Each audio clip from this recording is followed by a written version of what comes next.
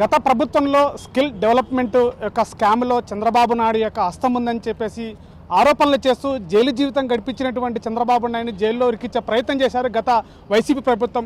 బండ్ల గణేష్ నిర్మాతగా పేరు ప్రఖ్యాతున్నటువంటి వ్యక్తి తన యొక్క సంకల్పం నెరవేరితే పాదయాత్ర చేస్తా అంటూ షాద్నగర్ నుంచి తిరుపతి వరకు పాదయాత్ర చేసి సంకల్పం చేశాడు. ఆ సంకల్ప యాత్రలో భాగంగానే ఈరోజు షాద్నగర్ నుంచి పాదయాత్ర మొదలుపెట్టారు. వాటిపై మనతో మాట్లాడడానికి గణేష్ గారు ఉన్నారు. వారితో మరిన్ని విషయాలు మాట్లాడే ప్రయత్నం చేద్దాం. సార్ చెప్పండి, ఈ సంకల్ప యాత్ర గురించి ఏం చెప్తారు, ఎట్లా చెప్తారు? ఇది భగవంతుడి కార్యక్రమం సార్. ఇది దైవ నిర్ణయం. నేను ఏడుకొండల వాడిని మొక్కున్నా. చంద్రబాబు గారు ప్రాణాలతో జైలు నుంచి బయటకు వస్తే అయ్యా నీ కొండకు నడిచి వస్తాను మొక్కున్నా. ఈ నెల 12వ తారీఖున కేసు కొట్టేయడం జరిగింది. నేను అనుకున్నది జరిగింది కాబట్టి సోమవారం మొక్కు చెల్లించుకోవడానికి బయలుదేరి వెళ్తున్నాను. అంటే వైసీపీ ప్రభుత్వంలోనేమో అక్రమాలు జరిగాయంటూ కేసులు పెట్టారు, ఇటు టీడీపీ గవర్నమెంట్ రాగానే ఎలాంటి లేవని చెప్పేసి కొట్టారు. ఎట్లా చూస్తారు దీన్ని? అన్న, నేను ఏ రాజకీయ యాత్ర కాదు, ఇది రాజకీయ మీటింగ్ కాదు. ఇది ఓన్లీ దేవుడి సంకల్పం. నేనేమీ మాట్లాడను. సార్ మీద కేసు కొట్టేయడం జరిగింది.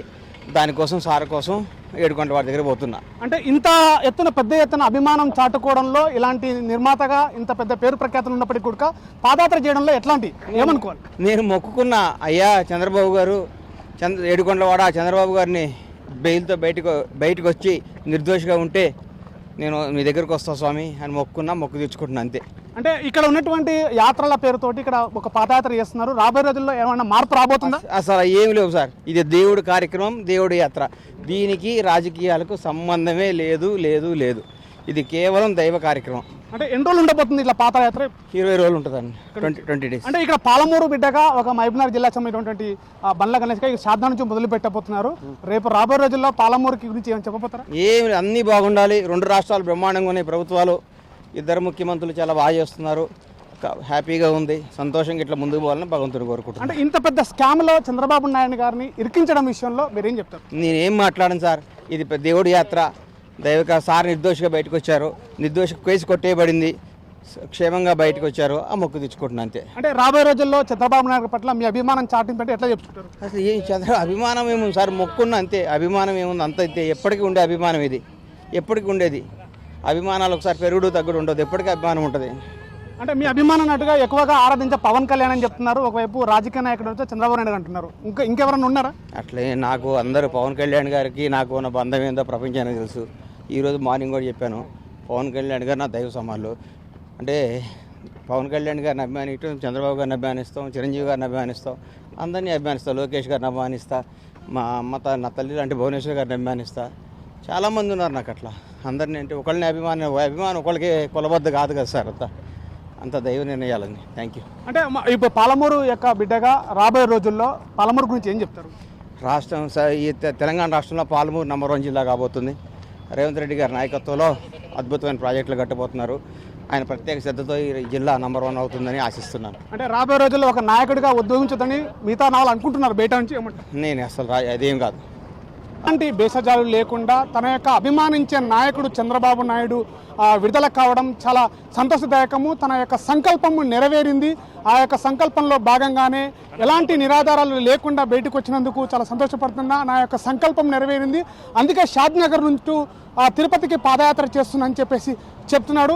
ఈ యొక్క విషయంలో కూడా నాకు చాలా సంతోషదాయకము. 2 రాష్ట్రాలకు సంబంధించినటువంటి ముఖ్యమంత్రులు కూడా చాలా మంచి పరిపాలన అందిస్తారని చెప్పేసి నిర్మాత బండ్ల గణేష్ చెప్తున్న పరిస్థితి. కెమెరా పర్సన్ నర్సింగ్తో శివాజీ, RTV, మహబూబ్నగర్ జిల్లా. సినీ నిర్మాత బండ్ల గణేష్ ప్రారంభించినటువంటి సంకల్ప యాత్రలో భాగంగానే ఒక వీర అభిమాని, టీడీపీ కార్యకర్త, టీడీపీ అభిమానిగా చెప్పొచ్చు. ఈ యొక్క సంకల్ప యాత్రలో పాల్గొనడానికి ఆంధ్ర నుంచి 350 కిలోమీటర్లకు పైగా ఈ యాత్రలో పాల్గొనడానికి వచ్చినటువంటి అభిమాని మనతో అందుబాటులో ఉన్నాడు. వారితో మాట్లాడే ప్రయత్నం చేద్దాం. సార్ చెప్పండి, అంటే ఎట్లా ఉంది ఈ యాత్ర? ఎందుకు, ఏంటి, ఏం చెప్తారు? ఈ యాత్ర చాలా సంతోషంగా ఉందండి. నా పేరు నలగొర్ల నరసింహారావు. ఏపీ నుంచి వచ్చాను. పల్నాడు జిల్లా సత్తెనపల్లి నియోజకవర్గం. ఆ రోజు చంద్రబాబు నాయుడు గారిని అక్రమంగా అరెస్ట్ చేసినందుకు దానిలోనే భాగంగా బండ్ల గణేష్ అన్న ఈరోజు ఈ సంకల్ప యాత్ర మొదలుపెట్టారు. ఆ రోజు నా చంద్రబాబు నాయుడు గారు 53 రోజులు రాజమండ్రి చంద్ర జైల్లో మగ్గిపోతుండటం బండ్ల గణేష్ అన్న తట్టుకోలేక చెల్లించిపోయి ఆ రోజునే తిరుపతి కాలినడకన వస్తానని శ్రీ వెంకటేశ్వర స్వామికి మొక్కున్నారు. అందులో భాగంగానే నేను కూడా ఒక తెలుగుదేశం పార్టీ కార్యకర్తగా, చంద్రబాబు నాయుడు అభిమానిగా నేను బండ్ల గణేష్ అన్న గారితో పాటుగా ఈ యొక్క పాదయాత్ర చేయడం నాకు చాలా సంతోషంగా ఉందని చెప్పేసి ఈ సందర్భంగా తెలియజేస్తున్నాను. అంటే ఇంత పెద్ద ఈ యొక్క సంకల్ప యాత్రలో ఒక అభిమానిగా మీరు పాల్గొంటున్నారు. ఎట్లా చూస్తారు అంటే ఈ యొక్క యాత్ర గురించి ఏం చెప్తారు మీరు ఒక అభిమానిగా? నేను స్వచ్ఛందంగా ఈ యొక్క ర్యాలీలో పాల్గొన్నాను సార్, ఈ పాదయాత్రలో పాల్గొన్నాను. నేను బండ్ల గణేష్ అన్న కూడా అభిమానినే. గతంలో ఆయన సినిమాలు చూసేవాడిని. ఆయన చాలా కమిట్మెంట్ ఉన్న నాయకుడు, మరి అదేవిధంగా మంచి ప్రొడ్యూసరు. మరి బండ్ల గణేష్ అన్న ప్రజాసేవలో కూడా చాలా నిమగ్నమై ఉన్నాడు. అదేవిధంగా ప్రజలకు ఎప్పుడు అందుబాటులో ఉంటూ ప్రజలకు కావాల్సినటువంటి పనులు చేసి పెడుతూ, అదేవిధంగా చంద్రబాబు నాయుడు గారి మీద అభిమానంతో ఈ యొక్క పాదయాత్ర చేయడం గణేష్ అన్నకి సొంతమవుతుందని చెప్పేసి ఈ సందర్భంగా తెలియజేస్తున్నాను. సో ఇది ఈ యొక్క సంకల్ప యాత్రలో బండ్ల గణేష్ నిర్మాత చేపట్టినటువంటి తన అభిమాన నాయకుడు చంద్రబాబు నాయుడు ఏదైతే సంకల్పం చేశారో ఆ యొక్క ఎలాంటి నిరాధారమైనటువంటి ఆధారాలు లేకుండా జైలు జీవితం గడిపి బయటకు వచ్చినటువంటి వ్యక్తి పట్ల తన యొక్క సంకల్పం నెరవేరింది. ఆ సంకల్పంలో భాగంగానే ఈరోజు పాదయాత్ర మొదలుపెట్టారు. ఈ యొక్క పాదయాత్ర చేసుకుంటూ షాద్నగర్ నుంచి తిరుపతి వరకు రోజు 25 కిలోమీటర్ల మేరకి పాదయాత్ర చేసుకుంటూ తిరుపతి దర్శనం చేసుకుంటూ అని చెప్పారు.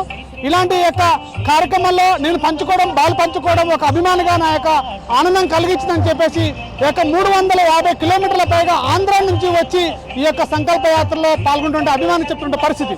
కెమెరా పర్సన్ నర్సింగ్తో శివాజీ, RTV, మహబూబ్నగర్ జిల్లా. చరిత్ర సృష్టించినోడు ఇప్పుడు ఆ చరిత్రని తిరగరాయబోతున్నాడు. అబద్ధాల గోడల్ని బద్దలు కొట్టి నిజాలను రాగా మీ ముందుంచబోతున్నాడు. నిజమైన వార్తల కోసం వెంటనే డౌన్లోడ్ చేసుకోండి రా యాప్ని.